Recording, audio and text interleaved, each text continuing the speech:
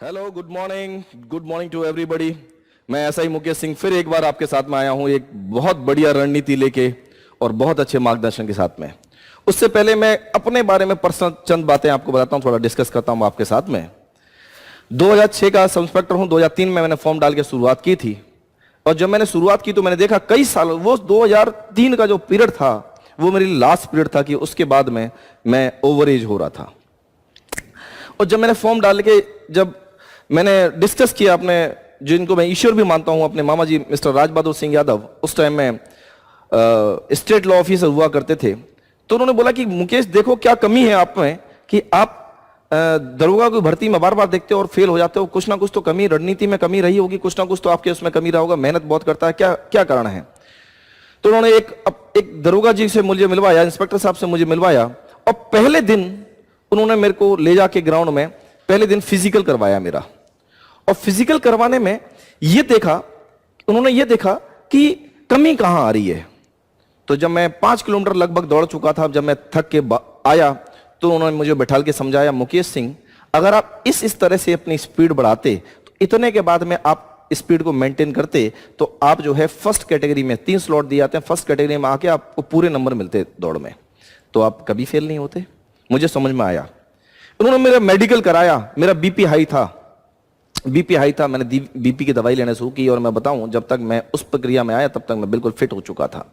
मैं अपनी सारी गलतियां सुधार कर चुका था, और बड़ी सुखद अनुभूति हुई जब ये सब प्री मेन और मेडिकल फिजिकल सब कुछ देने के बाद में वो समय भी आया जब हमारा रिजल्ट का समय होता है। रोंगटे खड़े होते हैं ये बताते समय, मेरे आज भी बूम कर रहे हैं मेरे रोंगटे, कि 4 बजे का था कि 4 बजे डिक्लेरेशन होगा, कि रिजल्ट का डिक्लेरेशन होगा, और मैं जो है तैयारी में था। उस टाइम मैं टीचिंग कर रहा था कानपुर में, और मैं आपको बताऊं पूरे दिन में कंसंट्रेट नहीं कर पाया, बस एक चीज लगी थी, क्या होगा क्या होगा क्या होगा। 4 बजे जाके जब मैंने जाके एक कंप्यूटर वाले को दिया अपना नंबर, मैंने यार यूपी पुलिस एसआई का मैंने डाला था, देखो यार मेरा नंबर आया नहीं है। उसने डाल के जब देखा तो साइट पे लिखा था उत्तीर्ण।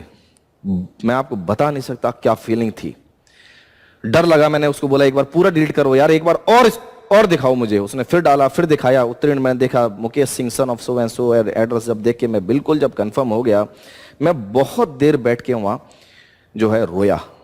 ये दुखी के आंसू नहीं थे, खुशी के आंसू थे कि मेरा वो सपना पूरा हो गया। और मैं आपको बताऊं, मैं ईश्वर मानता हूं अपने मामा जी को कि उस टाइम में वो एडिशनल एडवोकेट जनरल बच चुके थे यूपी के अपने, और सबसे पहले जाकर मैंने मिठाई जो है उनको खिलाई। मैं ये नहीं बोलूंगा खिलाई, मैं कहूंगा मेरे ईश्वर को मैंने जाकर वो मिठाई चढ़ाई, क्योंकि उन्हीं की गाइडलाइंस, उन्हीं की प्रॉपर गाइडलाइंस की वजह से, मार्गदर्शन की वजह से ये मेरा सपना, बहुत सालों का सपना पूरा हो पाया था। और जब मैं आपको बताऊं क्या अनुभूति बता नहीं सकते, मैं आपको रियली बताऊं, जब घर पे मेरे पता चला कि मतलब जो है मैंने बताया अपनी सिस्टर को, बड़ी दीदी को बताया, मैं पास हो गया, तो मैं आपको बताऊं जितनी देर में मैं घर पहुंचा मोहल्ला इकट्ठा था सर, मोहल्ला। मदर ने आरती उतारी और सब लोगों ने बड़ा प्यार दिया, सब लोगों ने बधाइयां दी मुझे। मैं आपको बता रहा हूं गदगद हो गया था। मैं अकेला मैं नहीं, मेरी पूरी फैमिली भी। अगर दरोगाओं के बारे में बताया जाए तो एक छोटी सी स्टोरी जरूर सुनाना चाहूंगा। एक बुजुर्ग कई सालों से एक केस लड़ते लड़ते जो है, कई साल हो गए, तारीख केस की चलती जा रही थी, और कई सालों बाद जो है उसका फाइनल जजमेंट आया, और उसको जब बरी किया गया तो उसने जज साहब को आशीर्वाद दिया कि जज साहब ईश्वर करे आप एक दिन दरोगा बन जाओ। तो जज साहब ने उसको बुलाया, बोला इधर आओ। बोले अपने पेशकार को बोला, इसको समझाओ मैं दरोगा से बहुत बड़ा हूं। मैं चाहूंगा इस स्टोरी को अदरवाइज में मत लिया जाए, समझा जाए प्रतिष्ठा क्या है। उस जज साहब ने बोला कि इनको समझाओ कि मैं दरोगा से कितना बड़ा हूं। बोला साहब मैं नहीं जानता आप कितने बड़े हैं कितने छोटे हैं। क्या दरोगा साहब ने उस टाइम कहा था, अगर आप जो है थोड़ा सा सहयोग करो तो आज ही आपका जो है केस खत्म कर दूं। अगर मैंने उस टाइम समझ लिया होता तो आज मुझे इतने साल बर्बाद नहीं करने पड़ते। मैं फिर बोलूंगा अदरवाइज में मत लीजिएगा, इसको समझने की कोशिश करिएगा। पेन की पावर बहुत होती है जब आप 2 स्टार और एक अशोक लाट जो है अपने सर पे लगा के चलते हैं, और बोला भी जाता है क्योंकि आप जानते भी हैं कि जिस दिन आप आईसी बन के ये लिख देंगे कि ये दोषी है, तो साबित करने में बहुत समय बर्बाद हो जाता है और उसको फिर कोर्ट भी नहीं काटता। ये है आपकी पावर, ये है आपकी पावर। और मैं अगर सही बताऊं, बहुत बड़ा परिवर्तन आया दोस्तों में, दोस्तों के बिहेवियर में, परिवार के बिहेवियर में, रिलेशंस में। और एक दिन मैं लेटा हुआ था, जब मैं ट्रेनिंग के बीच में मैं एक बार घर पे गया और मैं लेटा हुआ था अपने कमरे में, तो मेरी सिस्टर की फ्रेंड आई, बोलते कैसा लगता है, कैसा लगता है फैमिली को, पूरी फैमिली प्राउड करती है। सिस्टर उस टाइम कोचिंग कर रही थी और सिस्टर की फ्रेंड उसको लेने के लिए आई, ऐसी कोई बात हो रही थी। तो सिस्टर को मैंने कहते हुए सुना कि अब हमें घबराने की जरूरत नहीं है, कोई भी अगर समस्या होती है ना, ठीक है, तुम मुझे बताना और भैया कह के 2 मिनट में सॉल्व करा दूंगी। फैमिली को एक बहुत बड़ा प्रोटेक्शन समझ में आता है कि बहुत बड़ा प्रोटेक्शन फ्रेंडों को, उनके सर्कल्स में, अपनी फैमिली में, फैमिली के सर्कल्स में बहुत बड़ा प्रोटेक्शन समझ में आता है। रिलेशंस बिल्कुल बदल जाते हैं, मैं आपको बताऊं, क्योंकि ये एक ऐसा ओहदा है, रिलेशंस बिल्कुल बदल जाते हैं। और एक बार मैं लखनऊ से कानपुर की यात्रा कर रहा था और मैंने देखा एसी वेटिंग रूम में मामा जी बैठे थे, मैंने प्रणाम किया उन्होंने, और सर्दी के दिन थे, मैंने जैकेट डाल रखी थी ऊपर, और बड़ा अच्छा लगा। उन्होंने मुझसे बोला कि यार अपनी जैकेट हटाओ, जरा तुम्हारे स्टार्स देखना चाहूंगा। और मैं आपको बताऊं, जिस टाइम उन्होंने बोला था स्टार देखना चाहूंगा, उस टाइम में उनकी सिक्योरिटी में कई दरोगास काम कर रहे थे कि आपकी वर्दी पे स्टार देख के आपका फैमिली कैसे प्राउड करती है, समझने की बात वो है। और ओकेशंस मैं आपको बताऊं, पहले आप कहां थे, कहां नहीं थे, क्या करते थे, क्या नहीं करते थे, उसका कोई मतलब नहीं है। मगर आज जिस दिन मैं अपनी फैमिली के साथ में होता हूं, वही होली होती है, वही दिवाली होती है। और अगर होली दिवाली पे भी हम लोग अगर उनके साथ में नहीं रह पाते हैं, तो उनके लिए वो भी त्योहार फीका रहता है। मीन्स आपकी प्रेजेंस ही आपकी फैमिली में त्योहार लेके आती है, खुशियां लेके आती है। ये बात अलग है कि ये वर्दी डालने के बाद में हम लोग के लिए ना कोई त्योहार होता है, ना कोई संडे होता है, ना कोई मंडे होता है, कोई रिलेशंस नहीं होते हमारे पास में, कोई ओकेशंस नहीं होते, बात अलग है एक। मगर जिस दिन आप अपनी फैमिली के साथ में होते हैं, उसी दिन जो है आपके ओकेशंस, जो भी ओकेशन है, जो भी सेलिब्रेशन है, वो उसी दिन होते हैं। सितंबर 2006 मुझे खूब याद है, सितंबर 2006 में जो है ट्रेनिंग सेंटर में जब गए और रोल कॉल हुई और बताया गया रात में हमें कि कल आपकी वर्दी की किट मिलेगी आपको। मैं आपको रियली बताऊं, मेरे फादर 1996 में मेरे फादर एक्सपायर हो गए थे। 10 साल बाद हमारी फैमिली में फिर वर्दी आने वाली थी। मेरे को नींद नहीं आई रात में, उस रात मुझे नींद नहीं आई। और जब वर्दी डिस्ट्रीब्यूशन का टाइम आया, तो मैं आपको सही बताऊं कि मैं पूरा तैयार होकर, उस दिन मैंने खाना भी नहीं खाया, मैं सबसे पहले जाकर लाइन में लगा, क्योंकि मेरा एक्साइटमेंट इतना था वर्दी के लिए।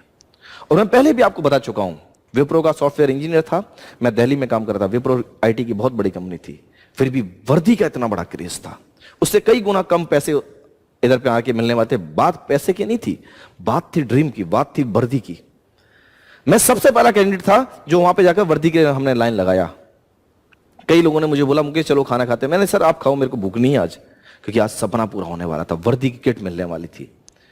जब वो डिस्प्ले हुई आकर उन्होंने बोला ये वर्दी में ये सामान मिलेंगे, तो मैं सिर्फ 2 चीजें देख रहा था, एक 4 स्टार वहां रखे हुए थे और एक अशोक की लाट। मुझे और कुछ नजर नहीं आ रहा था, क्योंकि यही मेरा सपना था। और अगर मैं सही रणनीति और सही गाइडलाइन में काम नहीं करता, तो शायद आज मैं दूसरों की देख के प्राउड कर पाता, दोस्तों की देख के प्राउड कर पाता, मेरे पास कभी ना होती।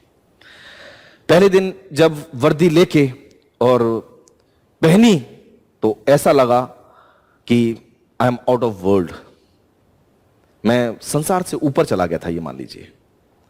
और अगर बात करें कि जब छुट्टी हुई, एक बार बीच में ट्रेनिंग सेंटर में छुट्टी हुई और मेरा आना तय हुआ, तो मदर ने मेरी पूजा रखवाई थी। और पहले जब मेरी मदर को ये सौभाग्य मिला था, जब आरती उतारी, तब मैं वर्दी में नहीं था। मगर मैं जब दूसरी बार गया तो एक पूजा रखवाई थी, आपके लिए भी ऑर्गेनाइज जरूर करती है माताएं। तो उन्होंने थाली मेरी बड़ी दीदी को देके मेरे से लिपट के बहुत रोई, क्योंकि 10 साल बाद सेम वर्दी। मेरे फादर भी सूबेदार थे 2 स्टार आर्मी में, तो वो सुखद अनुभूति में बता नहीं सकता। मैं उसको आपको एक्सप्लेन नहीं कर सकता। अगर देखा जाए, जब आप वर्दी पहन लेते हैं, सोसाइटी में एक अलग क्रेज होता है आपका, आप अलग हटके होते हैं। कितने भी सिविल ड्रेस में हो, आप एक वर्दी वाले पहुंच जाते हैं तो सबकी निगाहें आपके ऊपर लग जाती हैं। यह है वर्दी का क्रेज। फ्रेंड्स बड़े प्राउड से बोलते हैं, कितने भी ऊंची पदवी पे हो, फ्रेंड बड़े प्राउड से बोलते हैं कि वहां का दरोगा मेरा दोस्त है। और मैं आपको बताऊं, ये सम्मान की बात होती है आपके लिए। अगर मैं व्यक्तिगत जीवन में बताऊं कि मेरा क्या महत्व है, हमारी वर्दी का क्या महत्व है, हमारा क्या महत्व है, जितने भी लोग स्पेशल बनते हैं हमारा साथ चाहते जरूर हैं दोस्तों। क्यों? क्योंकि कोई भी सेलिब्रिटी होगा, कोई भी वीआईपी होगा, कोई भी वीवीआईपी होगा, और कोई भी व्यक्ति जो सेलिब्रिटी बनने के दौड़ में जाएगा, वो हमें जरूर साथ में रखेगा।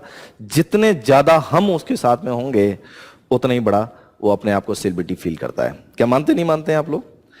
और अगर देखा जाए तो हम वो लोग हैं कि जब भी कोई घटना घटती, आप देख लीजिएगा, कभी भी कोई घटना घटी तो लोग घटना से दूर भागते हैं। अगर किसी व्यक्ति को अगर आप देखेंगे घटना की तरफ मुंह करके भाग रहा है तो वर्दी होगी, वो वर्दी उधर पे जाके जो है, जो भी गलत हुआ होता है उसको जाके मेंटेन करती है। मैं बहुत बहुत धन्यवाद देना चाहता हूं हमारे पुलिस विभाग का, जिन्होंने हमारी जो रूढ़िता थी हम समाज में कि हम पुलिस वाले ऐसे होते हैं, हम पुलिस वाले वैसे होते हैं, मित्र पुलिस की भावना को हमारे जागृत किया। आज मुझे भी एक मौका मिला आपके साथ में आने का और आपको यह बताने का कि हम लोग वैसे नहीं हैं जैसा मोस्टली लोग हमें सोचते हैं। आज मैं आपको हेल्प के लिए आया कि मैं कहीं ना कहीं एक अच्छी रणनीति जो मैं जानता हूं मैं आपको बताने के लिए आया। और कहीं ना कहीं जब आप ट्रेनिंग सेंटर में आएंगे तो मैं दोबारा आपको टेक्निकल क्लासेस के लिए दोबारा वहां पे मिलूंगा आपको पढ़ाते हुए। बात आती है कि मैसेज, मैं लास्टली एक मैसेज देना चाहूंगा, खत्म करना चाहूंगा सेशन को, कि दोस्तों अगर आप सही रणनीति और सही गाइडलाइंस में आप चलेंगे तो सपना पूरा जरूर होता है। क्योंकि होता क्या है हमारे साथ में, होता यह है कि हमें पता नहीं है। अगर आप देखें, सबसे पहली भर्ती अगर 2-3 साल का अगर देखा जाए, पहली भर्ती का जो आया था वो 2003 में आया था, फिर 2011 में आया था, फिर 2011 के बाद में 2015 के आसपास आया, ठीक है, और उसके बाद में अभी आया। अगर आपने सही रणनीति, सही मार्गदर्शन अगर लोगों से नहीं लिया, सही लोगों से अगर नहीं ले पाया, तो शायद आप चूक जाएं और 5 साल बाद, जब आपको 6 साल बाद जब आप मौका मिले, तो शायद आप ओवर एज हो जाएं। बहुत सारे लोग आपके साथ में आएंगे, जब ये भर्ती आएगी तो बहुत सारे लोग इधर पे टेक्निकल लोग, बीटेक आएगा, एमटेक आएगा, एमबीबीएस वाले आएंगे, सभी बहुत अच्छे पढ़े लिखे आएंगे। कुछ लोग जो सिविल सर्विसेज की तैयारी कर रहे होंगे, वो लोग भी आपकी कंपटीशन में बैठेंगे। मगर मैं फिर बताऊंगा आपको कि अगर आपने सही रणनीति और गाइडलाइन और सही गुरु का मार्गदर्शन ले लिया, तो मैं आपसे वादा करता हूं आप असफल नहीं होंगे। और मैं इसी शुभकामनाओं के साथ में कि आप सभी लोग जो है बहुत जल्दी वर्दी धारण करें और जो आएं और कहीं ना कहीं जो है मैं भी आपको आकर मिलूं। जय हिंद, जय Bharat. Thank you very much.